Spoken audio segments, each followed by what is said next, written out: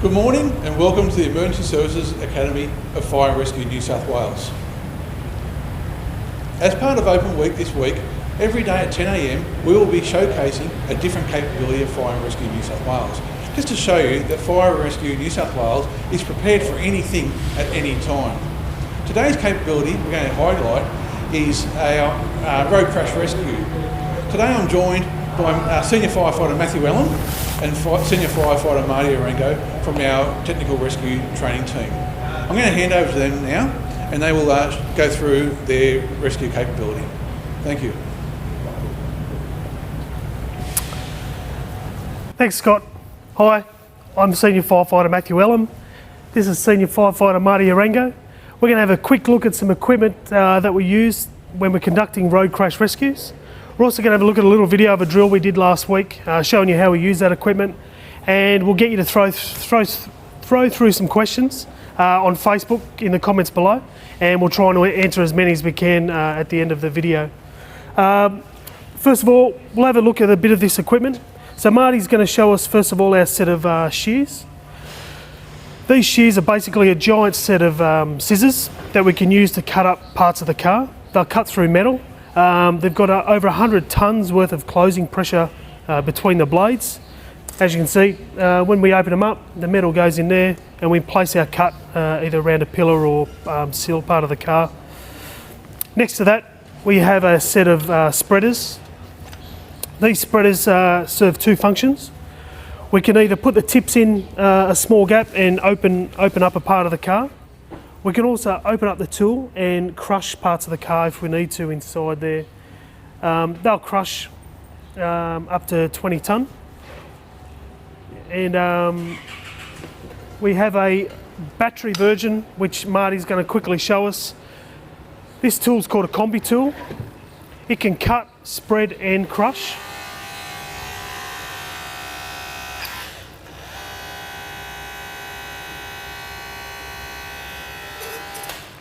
So that's another option we can use of a tool that we can use doing road crash rescue. In the video you'll also see us use a large ram such as this one.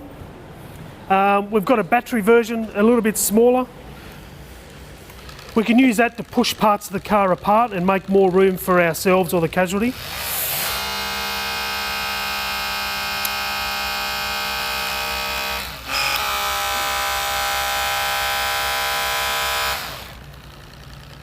The small ram will push about 20 tonnes, which is about 15 cars worth of weight it'll push. The larger ram will do 16 tonne, which is about the same weight as 10 cars. That's how strong that is. So keep an eye out for all this gear that we've got, and we'll show you that video and we'll talk about what we did on the day and how it all works.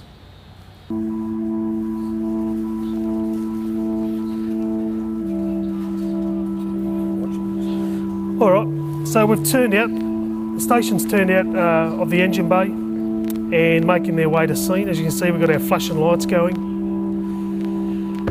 When we arrive on scene, we'll position the appliance in what we call the fend-off position. So we'll park it diagonally behind us to protect us from any other oncoming traffic, so we don't cause any other accidents or any injuries to other firefighters or emergency services, as we've done there. The firefighters will get out, they'll put all their safety equipment on, such as their helmet and their gloves. In this case, we've got our dust masks on. We'll set up what we call a gear dump, where we're going to put all our equipment that we're going to need for the rescue. One firefighter, as you can see on the right hand side, they'll do a circle around the scene and look for any dangers that may be present, while the other firefighters are getting their equipment set up. So we're going to initially try and make access to the casualty and make sure we can get hands on and make sure they're okay. While we're doing that, we've got another firefighter setting up fire protection, so a line of hose. So initially we're going to set up some patient protection. We're going to put a dust mask on them to protect them from any glass. We're also going to put on some safety glasses to protect their eyes from any debris that may come in contact with their face. While we're doing that, you can see the fire protection getting set in place behind the car. We've got a line of hose and a firefighter with BA ready. We're now making access by breaking the glass. We've got a canvas shield in behind that glass which catches it all so it doesn't get on the patient. We use a wedge to break off all the shards that are left, and we remove that all from the car so it then doesn't cause us any issues during the rescue. We're now going to place on the Airbag Protection Net. So we put this over the steering wheel, and that protects us and the casualty in case the airbag decides to go off if it hasn't already. It'll also protect us if it has a secondary deployment. We're now going to remove the side of the car using our shears that we showed you before. So we're going to cut parts of the car apart and then remove the whole side of the car away from the casualty. As you can see, we've cut the top of the B pillar. And then what we do, we've got our spreaders in the bottom, which we'll show you shortly. And we're actually spreading the car and actually ripping the metal away from the car.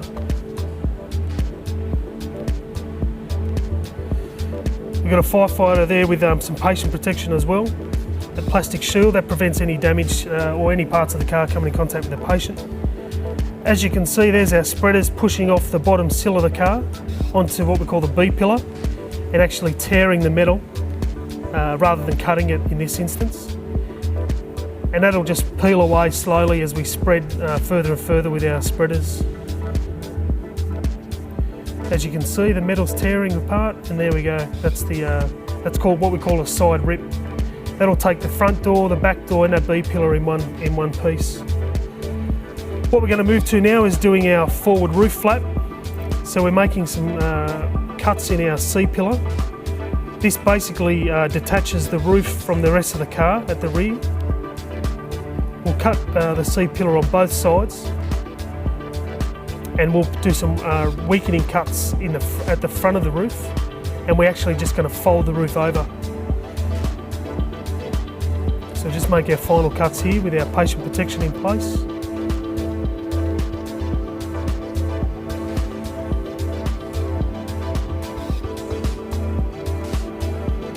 Now we've cut through, we can fold the front of the roof, the roof to the front of the car. We'll get 2 firefighters plus another firefighter with a rope to assist in folding the roof over. This is all about making space so we can get ambulance officers, ourselves, and in the car, and also get the patient out safely without having to sort of twist their body too much. We want to bring them out nice and straight. So what we're doing now, we're creating what's called a Reaming Point. So this is where we're going to put the bottom of our ram and push the front of the car off the legs of the casualty if it's been a frontal impact. We're going to weaken that front of the car by making some relief cuts in the bottom of the A pillar into the footwell. And we're also going to cut above the wheel in the upper rail and isolate that area of the dash from the rest of the car, so when we push it'll move and roll off the patient. We're going to set up some timber work underneath, that's so when we push the ram actually has something to bite into.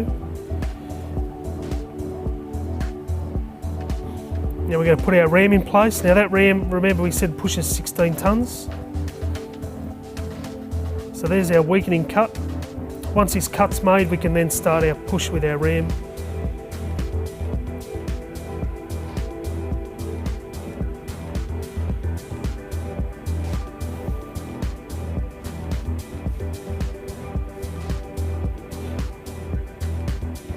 Now that's cut all the way through, we're going to set up to do our push. So the firefighter, as he operates that tool, as you can see that dash is now rolling forward and that's coming off the patient's legs, and that'll free their feet and their legs from any impact from the car that if it had a head-on collision. Once we've got the patient all free, we can disconnect our hydraulic line so we get them out of the way, and that ram will stay in place to keep the car off the patient. And now we can work on actually removing the patient from the car. So we'll use spine boards to help us with that extrication. That keeps our patient flat and also gives us something to hold on to getting them out of the car.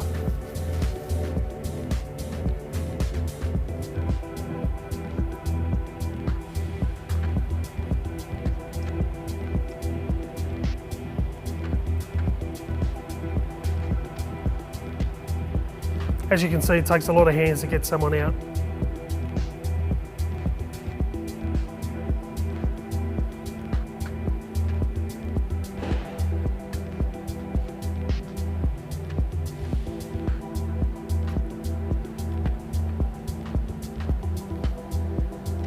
We can now take the patient to the ambulance stretcher or into the ambulance for the paramedics to then do patient care.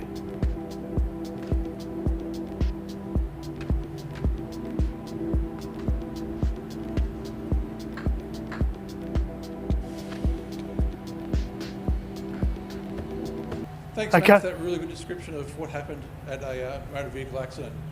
We've had some questions coming through our different social media channels. I'll ask you, Matt, do you want to come and join me up here? Sure. We'll keep our social distancing, our 1.5 metres apart. Now, we've had 3 questions come in from our different social media channels. Yep.